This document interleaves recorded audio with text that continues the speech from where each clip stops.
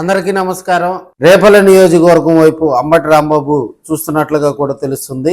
గతంలో 1989 ఎన్నికల్లో అక్కడి నుంచే తన రాజకీయ ప్రస్థానం ప్రారంభమైనట్లుగా కూడా ఆయన కొన్ని చోట్ల కూడా తన అభిమానుల మధ్య కూడా చెప్పడం జరిగింది. అయితే అధిష్టానాన్ని ఒప్పించి రేపల నియోజకవర్గంలో మళ్ళీ ఆయన సమన్వయకర్తగా మళ్ళీ నియమించేందుకు కూడా జగన్మోహన్ రెడ్డి గారి దగ్గర సిఫార్సులు తీసుకెళ్తున్నట్లుగా కూడా తెలుస్తుంది.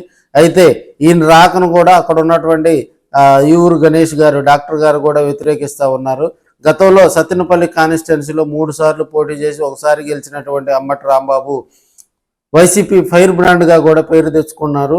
మంత్రిగా కూడా పనిచేశారు. ఇప్పుడున్న పరిస్థితుల్లో సత్తెనపల్లి నుంచి ఆయన్ను గుంటూరు ఇన్ఛార్జిగా ప్రకటించడంతో కూడా ఆయనకు సత్తెనపల్లిలో ఉద్వాసన పలకటం జరిగింది. సో ఆయనకి ఇప్పుడు ఒక కాన్స్టిట్యున్సీ అంటూ ఏమీ లేదు.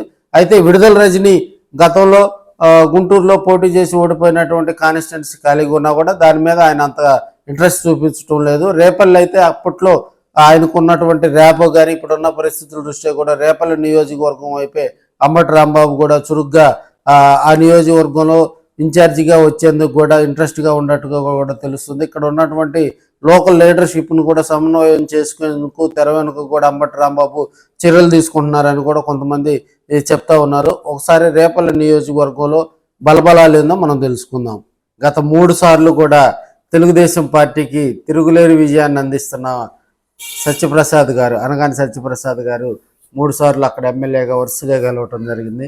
ఈ 3 సార్లు అంటే 2014, 2019, 2024లో అనగాని సత్యప్రసాద్ గారు అక్కడ విజయదుందుపై మోగించడం జరిగింది.